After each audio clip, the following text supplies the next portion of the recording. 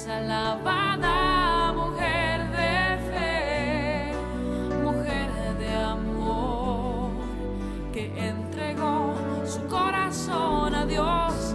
Hoy eres alabada, mujer de fe, mujer de amor, que entregó su corazón, aunque el mundo la olvidó, de oro Dios la coronó. Te damos la bienvenida a un programa más de Emprendedoras. Hoy queremos hablar contigo y transmitir un tema bien importante para que abras los ojos, para que ayudes a tus adolescentes, a tus niños y sobre todas las cosas tú puedas ser una persona que esté bien informada de lo que está pasando en el mundo. Quisiéramos leer una palabra, un texto bíblico que dice en 2 Samuel 13, 12 en adelante. Ella, que era Tamar, entonces le respondió: no, hermano mío, no me hagas violencia, porque no se debe hacer eso así en Israel. No hagas, por favor, tal vileza, porque ¿dónde iría yo con mi deshonra? Quisiéramos entonces preguntarle a Tatiana. Tatiana, ¿cuál es el tema de hoy y cuál es nuestra invitada? Claro que sí, pastora. El tema de hoy son terapias para que tú aprendas a cómo salir del abuso físico y sexual, o de repente si alguien en tu familia, tus propios hijos han pasado, Dios no permita, por esta situación, saber qué hacer. Tenemos estadísticas de que por lo menos 1 de cada 5 mujeres y 1 de cada 10 hombres han sufrido abuso físico y sexual en su niñez. El educarse a sí mismo y educarse a sus niños es importante para que usted sepa qué hacer. Por eso hemos invitado nuevamente a Odelaisis Saco. Ella es terapista en salud mental y es consejera del Ministerio Mujeres con Propósito de la Iglesia El Rey Jesús de Broward. Y ella nos va a estar ayudando, nos va a estar enseñando y nos va a explicar cómo pudiéramos detectar a un abusador sexual. Odelaisis, es un gusto saludarte. Gracias, Tatiana. Odelaisis, básicamente, ¿cómo pudiéramos definir qué es el abuso sexual? Es un acto de violencia hacia otra persona y es donde la otra persona no quiere tener parte de ese acto. ¿Cuáles serían entonces los diferentes tipos de abuso sexual? Bueno, generalmente cuando las personas hablan de abuso sexual piensan de violación, pero abuso sexual es más que violación. Por ejemplo, abuso sexual es exponer a un niño a pornografía. Abuso sexual puede ser tocar las partes privadas de un niño. Abuso sexual también puede ser hablarle a un niño en un lenguaje de adultos. Y hablamos de niños porque el abuso sexual generalmente incluye a niños o jóvenes menores de 18 años. Uy, terrible. ¿De dónde viene entonces una persona que es un abusador sexual? ¿Cuál es el origen? ¿Por qué lo hace? ¿Sabes qué, Tatiana? Vienen de 3 lugares. Los abusadores sexuales vienen de 3 lugares. Uno, vienen de casas donde ha habido violencia doméstica. El otro lugar es que ellos pueden haber sido abusados sexualmente. Y por último, que fueron expuestos a pornografía a una temprana edad. Estamos hablando, como leímos en el texto primero, que este joven no había pasado estos problemas, simplemente fue un capricho o una pasión desordenada. También estamos hablando de personas, podemos decir adolescentes, que tienen el capricho en las escuelas o en el vecindario de abusar de mujeres jovencitas. También esto es un abuso, ¿verdad? Sí, claro que sí. Este es un abuso porque la muchacha joven, quizás hasta virgen, pues cae seducida a un joven que nunca él fue abusado, simplemente lo hace por pasión desordenada.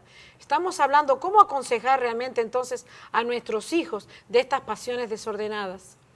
Bueno, tenemos que primeramente aconsejar a los jóvenes a cómo prevenir estas situaciones, a cómo reconocer que esto está aconteciendo, o cómo reconocer una situación abusiva y prevenir.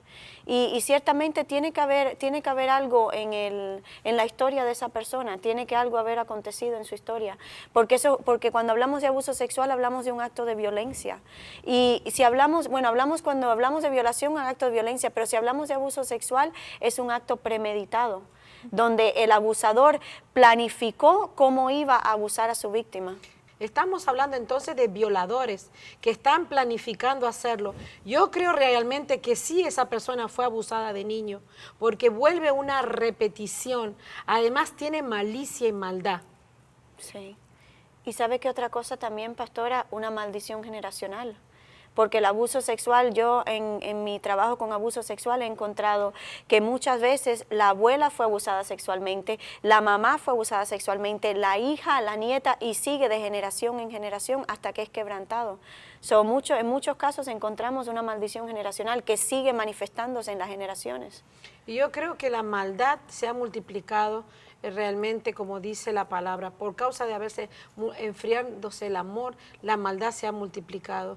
Y es triste, y hablar de quizás de estadísticas, no sé si Tatiana tiene más estadísticas, de hablar cómo esto se ha desarrollado, porque la pornografía también es una abominación delante del Señor y es un terrible abuso infantil. Sí, definitivamente la pornografía, exponer a un niño a ver películas pornográficas.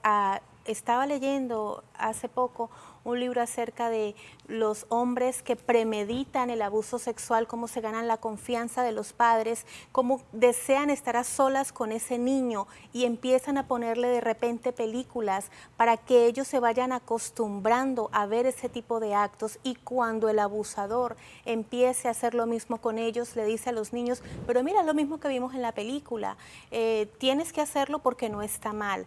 Yo creo que es importante, cuando estábamos hablando de estas estadísticas, de que 1 de cada 5 mujeres ha sido abusada sexualmente en su niñez de repente, y con los niños también, es cómo enseñarle a los niños, Odelaisis, y perdón, a las madres también, a los padres, cómo enseñarles para que ellos puedan hablarle a sus niños sin romper con esa inocencia que también tienen los niños, a respetar su cuerpo, a amar su cuerpo y a no permitir que nadie venga a transgredir esa autonomía que tenemos en nuestro propio cuerpo. Primeramente, Tatiana, tenemos que como padres romper con la enseñanza que conocemos muy bien, donde le decimos a los niños, ten cuidado de la persona que es extraña, ten cuidado del extraño, ten cuidado del hombre que está escondido en la calle, ten cuidado de la persona que vive en la calle, y reconocer que el abuso sexual acontece la mayoría del tiempo dentro de la casa, o dentro de la misma familia, o dentro de los conocidos de la familia. En los Estados Unidos hemos encontrado estadísticas donde de los casos que son reportados, porque la mayoría de casos no son reportados, el 93% de los niños dijeron que era alguien que ellos conocían, que era o un papá, o un tío, o un conocido de la familia. Yo pienso que el primer lugar donde tenemos que empezar es decirle a los padres, no es el extraño el que está violando o abusando sexualmente a los niños, sino que es aquella persona que tú conoces. Y como el texto que la pastora leía, el hermano de Tamar, él planificó cómo él iba a tenerlas solas en su cuarto. Él hasta fue y habló con su padre, con el rey, para decirle que no se sentía bien. ¿Para qué? Para que su hermana viniera. Y cuando hablamos del abusador, así también él actúa. Y como tú decías más temprano, sí, él no solamente prepara al niño, pero también prepara a los padres, porque él quiere conseguir la confianza del niño, pero también quiere conseguir la confianza de los padres. Porque cuando un padre confía en una persona, le abre la puerta para que tenga acceso a su hijo, ¿verdad? Yo también creo que es un deseo incontrolado que la persona tiene. Pero también tenemos que hablarles a las mamás, y queremos en este programa decirte, no estés confiando de nadie, ni siquiera del vecino, ni del tío. Tú dices, pero es tan bueno. Queremos decir que detrás de una bondad, ¿verdad? Que tienen un perfil de bondad, de religiosos. Es más, en la calle diría, pero si es una excelente persona, jamás hubiera pensado que hubiera sucedido una cosa así.